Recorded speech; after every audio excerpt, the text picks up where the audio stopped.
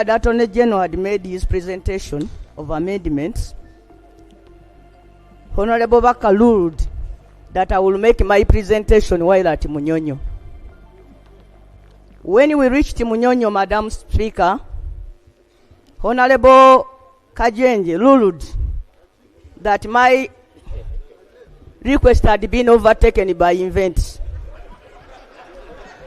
Madam Speaker, I chose to write a minority report because the issues I was going to raise had not been raised by anybody else. So I wrote a minority report, Madam Speaker. Madam Speaker, you are now ruling that there is no time. Madam Speaker, as a member of the committee, I'm not supposed to debate. Madam Speaker, there was a memorandum that came from Buganda Kingdom. Madam Speaker, when we reached Munyonyo, the memorandum went missing. Madam Speaker, they have told you here. Let me tell the Speaker. Madam Speaker. Honourable members, they give Betty time.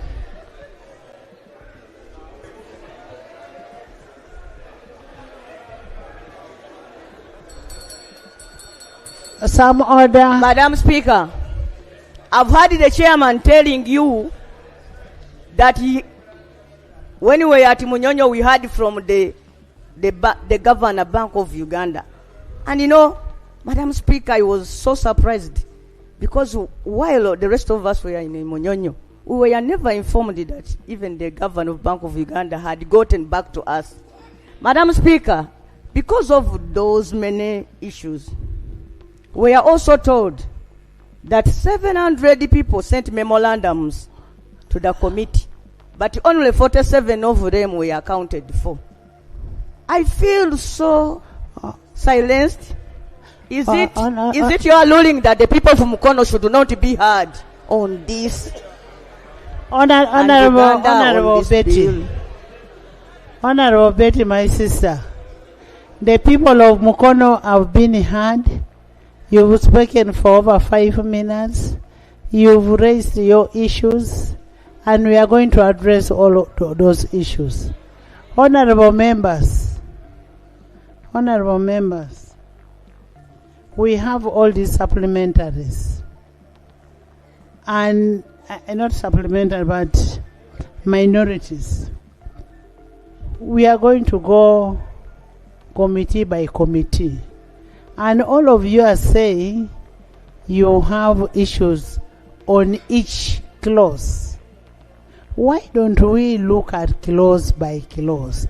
Honorable Oduru has raised pertinent issues. Let's look at. Madam Speaker, let yes, the record be clear. Honorable, you denied me opportunity to present. Don't use my name. Don't Honorable use my name. No, don't. Honorable Oduru, you took all the 35 minutes. Honorable.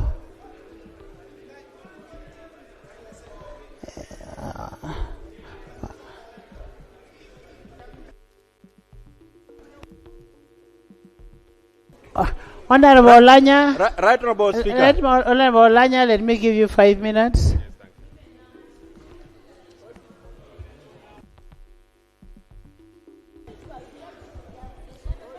Thank you, Right Honorable Speaker. Right Honorable Speaker, I'll go straight to the point of dissent.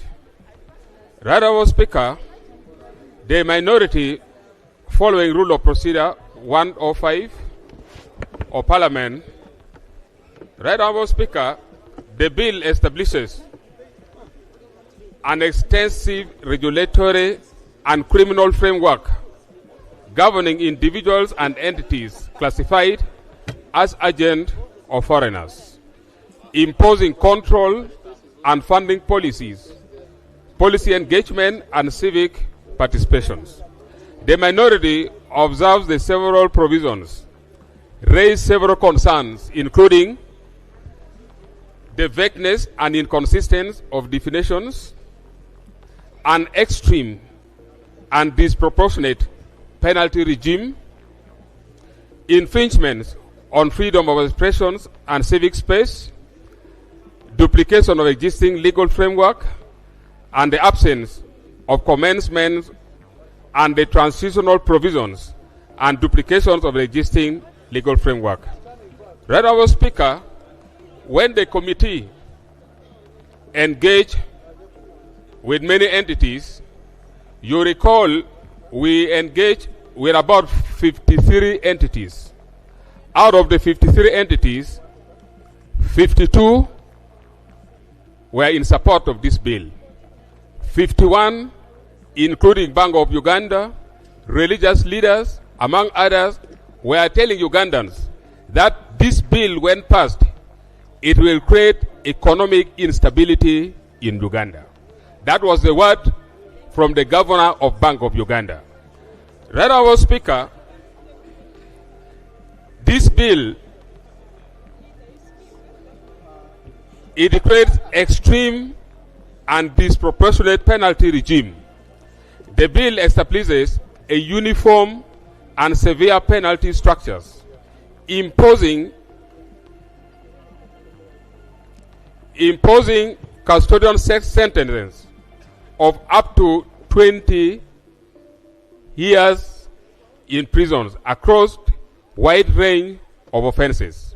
Notably, the same maximum penalty applies to promotion of interest of foreigner deemed to promote foreign policy. That is in clause 10. Publication of information characterized Gilbert, as we have economic now supplement. gone. We have gone to clauses. Thank you, Right Honourable Speaker.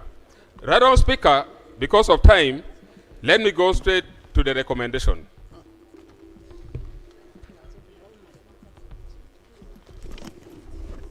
Right Honourable Speaker, this minority came out with the following recommendations. Having engaged and got many views from Ugandans, the minority recommends that the House does not pass the bill in its present form. 2, the bill be withdrawn and remitted for comprehensive redrafting. 3, a revised bill should provide clear and precise definitions, established a proportionate penalty regime, aligned with existing legal frameworks, be supported by a credible economic and fiscal analysis, and finally, be subjected to broad stakeholders' consultation. Right Honourable Speaker, the view of the minority is that the bill should be withdrawn. I beg to move. Honourable Betty. Betty, 5 minutes. Thank you, Right Honourable Speaker. Right Honourable Speaker,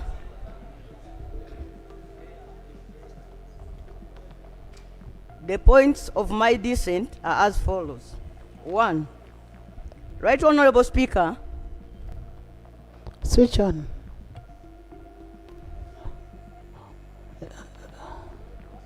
Switch on.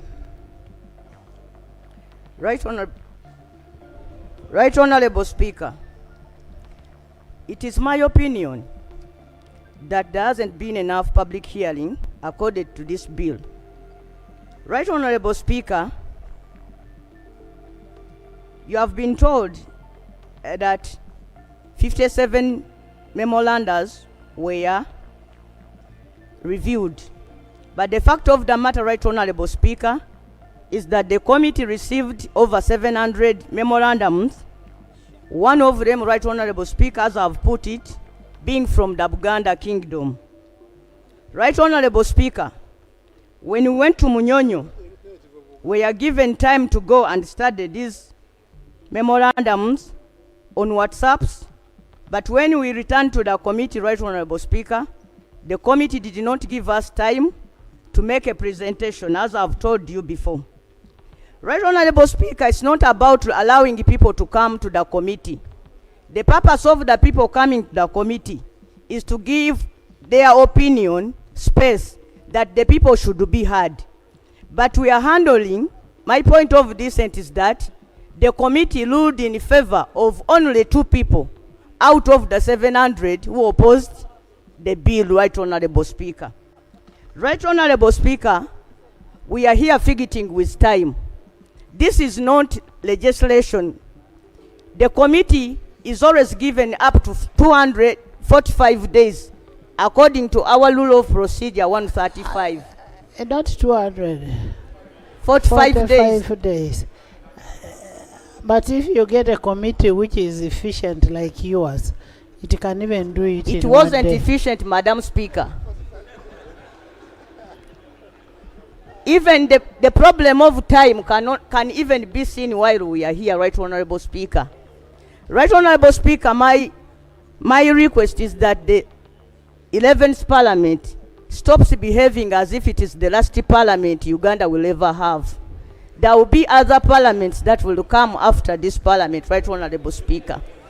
And Right Honorable Speaker, we are so honored that you will also be in that next Parliament, Right Honorable Speaker. No, I can My choose, recommendation, Right Honorable Speaker. I can choose not to be because I have You other already jobs. there because we have been talking to Mau.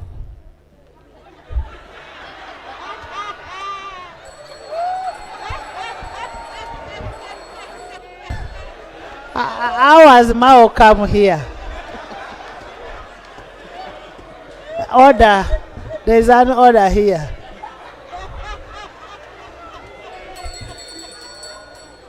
There is an order.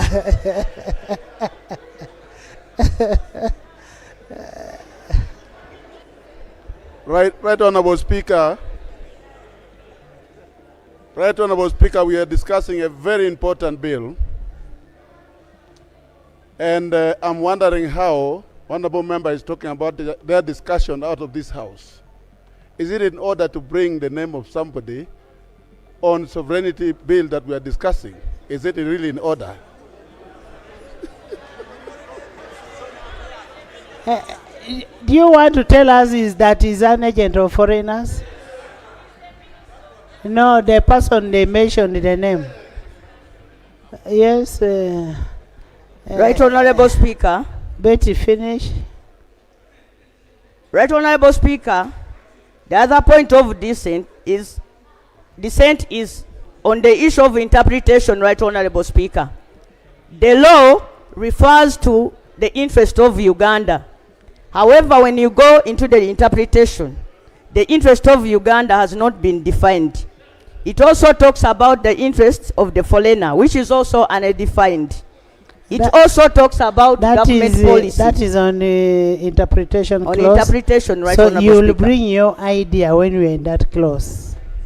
I thought, Right Honorable Speaker, you had allowed me to present my report. No, what I'm saying, we will expect your idea on that clause, what you think, the amendment you want. Madam Speaker, first of all, I'm a member of the committee who is not supposed to contribute to debate. No. Two, Right Honorable Speaker, you gave me an opportunity to make a presentation. Honorable and Betty, I was so thankful that Honorable you gave Betty, me the I am only advising you that when we reach that clause, I will still give you chance to bring in. So you read your report, but I will still give you chance to bring your proposal. My recommendation, Right Honorable Are we speaking Speaker. the same English? Madam Speaker, I'm reading the report and you are giving me advice. I take your advice, Madam Speaker, but I continue to read my report. You read.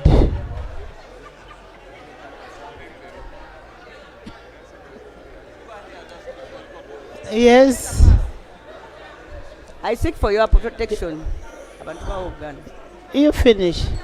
You continue with the report. Continue. I seek for your protection. Members, there's an order from WOPA. Order from WOPA. Thank you, Right Honourable Speaker. Right Honourable Speaker, I want to request. Right Honourable Speaker, there is a lot of noise, and yet the microphones that they are using is not as loud. So, the point of order that I'm raising is that, is it in order for members to make noise when a member is submitting? Is it it's okay to laugh, but let us laugh and allow the member to read her report. We now can't hear what she's actually reading. So, Madam Speaker, is it in order for members to continue shouting when a member is actually reading her report? You are the one who was shouting. Honorable Betty, can you? Let's hear Honorable Betty.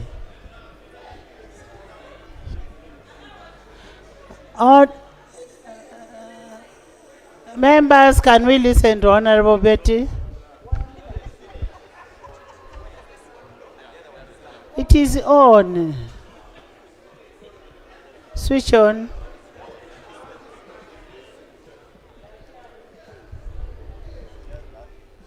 Thank you, Right Honourable Speaker. I don't know why this particular microphone is low.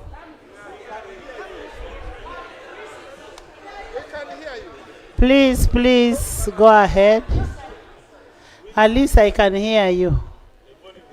Right Honourable Speaker, my suggestion, my recommendation is that this bill is withdrawn by the movers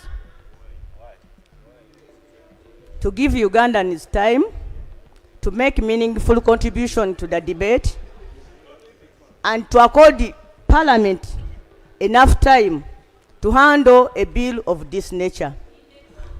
Right Honourable Speaker, the Commonwealth practice is that parliaments which are about to retire don't handle controversial business. It's a practice, Right Honourable Speaker, and we are part of the Commonwealth, Right Honourable Speaker. The fact of the matter, Right Honourable Speaker, why that is required. Which page are you in? I'm reading page 3, Madam Speaker. I'm not, and I'm following your report. Madam Speaker, I move that this House finds that this bill violates the Constitution, rules of procedure, and the Parliamentary Convention, and that this House declares that the denial of the main report offends Rule 245 and 215. 214 and 215. 214 and 215. That it also declares that clause 2, 3, 5, 8, 11, 12, 24, 25, 30 are void for vagueness and the unlawful delegation of powers. That this Parliament rejects the joint committee report by the majority. I therefore also recommend that the movers of the bill withdraw the bill under Rule 141, defer the subject to the 12th Parliament with proper consultation, direct that any future bill must affirm the sovereignty in the people under Article 1, define all key terms. First of all, Rule 141 is on procedure of select. 141. Rule 140. Sub-Rule 1. Sub-Rule 1. That directs that any future bill must affirm that the sovereignty belongs to the people under Article 1 and that key terms in the bill are properly defined, that is, the interest of government, the government policy, what constitutes the actions that make one an agent of a foreigner, and that the minister is not given powers to alter the offences under the bill as it is in the bill, the law as it is in the bill.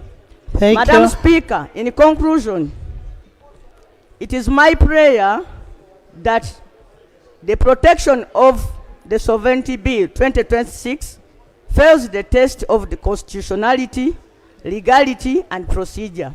The 11th you. Parliamentary Final Act should be to affirm the supremacy of the Constitution, not to legislate excessively. I so pray. Thank you. Thank you. Yes, there is procedure matter from